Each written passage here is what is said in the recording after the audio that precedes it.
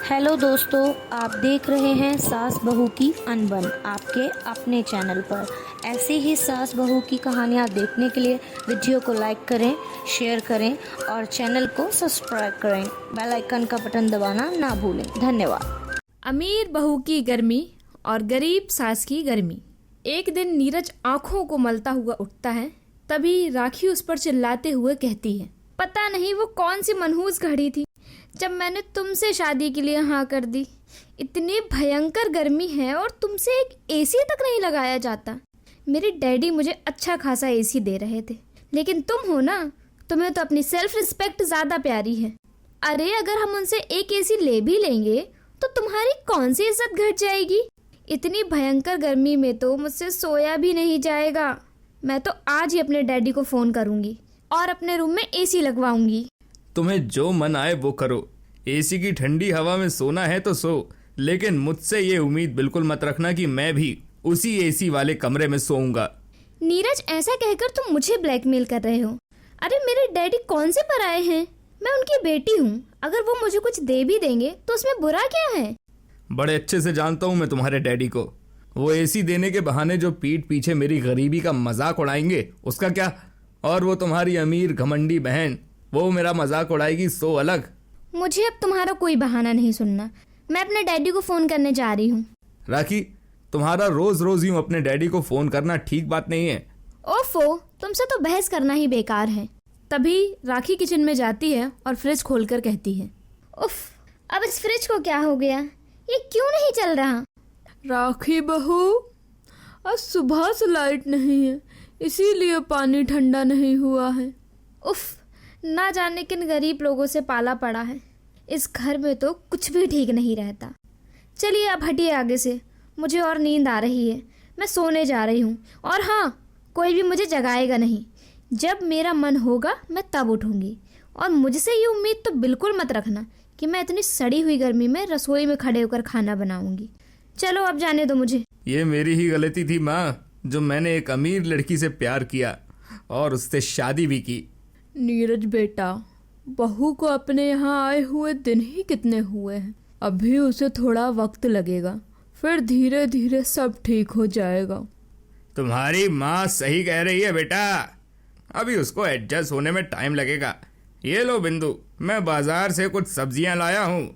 बहू को जो भी मन हो तुम उसे वो पकाकर खिला देना। जी, अब आप बैठो, मैं चाय बनाकर लाती हूँ। राखी एक अमीर खानदान में पली बढ़ी थी, जहां उसे सारे ऐशो आराम मिले थे, जबकि नीरज एक मिडिल क्लास फैमिली का लड़का था जो एक साधारण सी नौकरी करता था।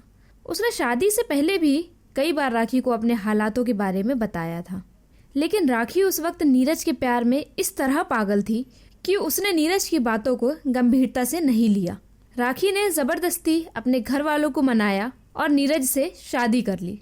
उन दोनों की शादी भरी गर्मी में हुई थी और राखी को गर्मी में रहने की बिल्कुल आदत नहीं थी, लेकिन नीरज के घर उसे बिना एसी के रहने के लिए मजबूर होना पड़ रहा था, जिस वजह से वो बेहद गुस्से में आ जाती है।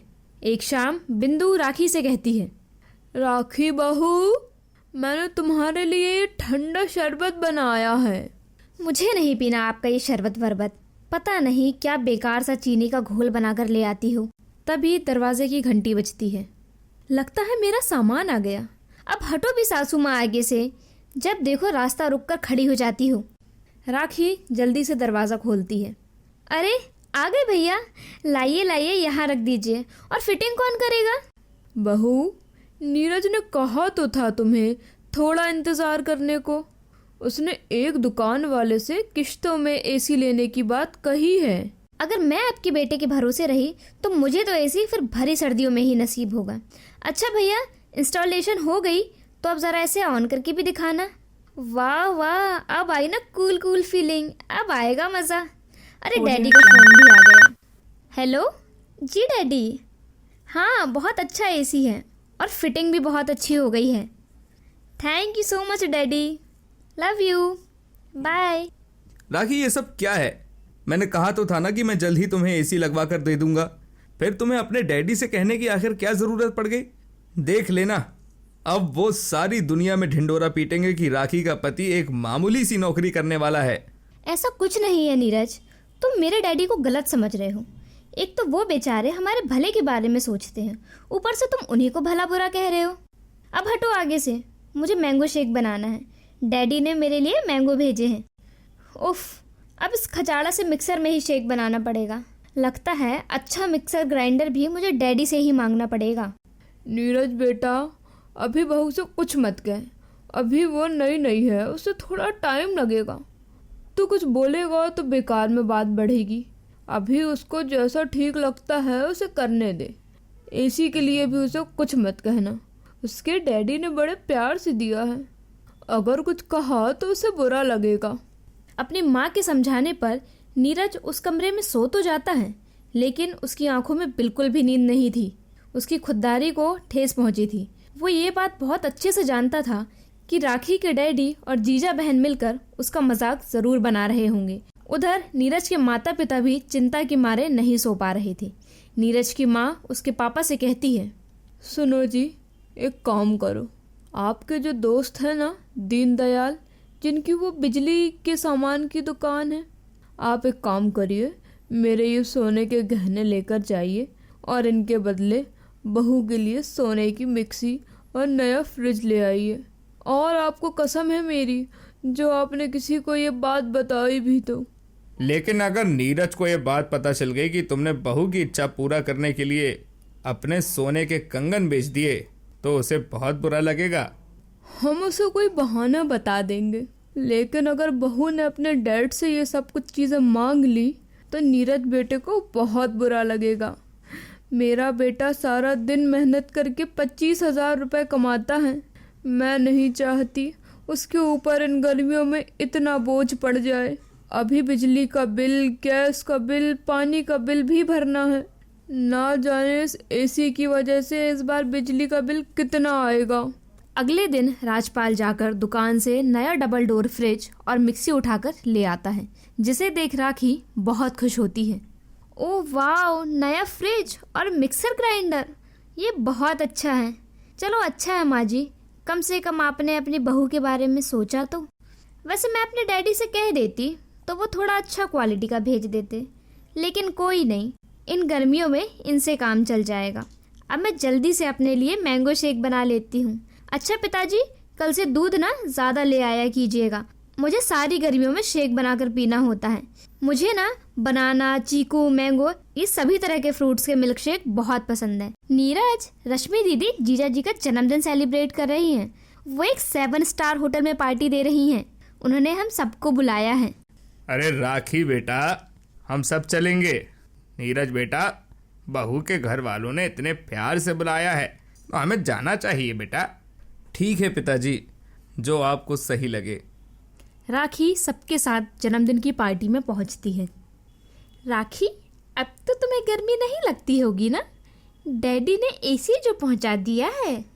नहीं दीदी, अब बिल्कुल गर्मी नहीं लगती। चलो अच्छा है। एक मुझे देख, तेरे जीजा जी को बस इतना कहा कि मुझे बहुत गर्मी लगती है तो इन्होंने पूरे घर में एसी प्लांट लगवा दिया। वैसे सच में मैं हूँ बड़ी लकी जो मुझे तेरे जीजा जैसा पति मिला है। ऐसी बात नहीं दीदी, नीरज भी मुझसे बहुत प्यार करते हैं। वो तो बस मेरी मांग ही थोड़ी ज्यादा है, जिन्हें पूरा करने में उन्हें थोड़ा वक्त लग जाता है। इतना कहकर राखी वॉशरूम की तरफ चली जाती है। तभी वो बालकनी में खड़े अपने डैडी और जीजा की बातें सुन लेती है। अनुज बेटा, मैं तो उस दिन का वेट कर रहा हूँ जब राखी नीरज और उसके गरीब माँ बाप से तंग आ जाए और वो नीरज को तलाक दे दे। जिस दिन उन लोगों का तलाक हो जाएगा ना, उसी दिन मैं अपने बचपन के दोस्त जगत राम के बेटे निखिल का हाथ अपनी बेटी के लिए मांगूंगा। गलती मेरी ही थी जो मैंने डैडी से मदद मांगी। अब मेरी आंखें खुल गई हैं। ये लोग तो मेरा घर तोड़ना चाहते हैं। अपने जीते जी तो मैं नीरज से अलग नहीं होंगी। फिर वो सभी घर लौट आते हैं। घर पहुंचकर उसके डैडी का फोन आता है। अरे क्या हुआ राखी बेटा, तुम बिना कुछ कहे ही घर से चली गई थी? हाँ, देखिए डैडी, नीरज जैसा भी है वो मेरा पति है और हम दोनों एक दूसरे से बहुत प्यार करते हैं। मैं उसे कभी तलाक नहीं दूंगी। और उसके माँ बाप तो मेरी एक आवाज़ पर फ्रिज और मिक्सी ले आए। वो सब मुझे बहुत प्यार करते हैं। अब मेरी आंखें खुल गई हैं। इंसान दिल से अमीर होना चाहिए। पैसा तो हाथ का मैल है, आज है तो कल नहीं। इस पर घमंड क्या करना। मैं इन सब के साथ बहुत खुश हूँ। मैं आपका एसी वापस पहुँचा रही हूँ। Bye daddy. नीरज बेटा, मेरी बहू गर्मी में बिल्कुल नहीं रहेगी। तू कल ही जा और इसके लिए नया एसी ले आ। इसके बाद राखी अपने ससुराल में खुशी खुशी रहने लगती है। हेलो दोस्तों, आप देख रहे हैं सास बहू की अनबन आपके अपने चैनल पर। ऐसे ही सास बहू की कहानियाँ देखने के लिए वीडियो को लाइक करें, शेयर करें और चैनल को सब्सक्राइब करें। बेल आइकन का बटन दबाना ना भूलें। धन्यवाद।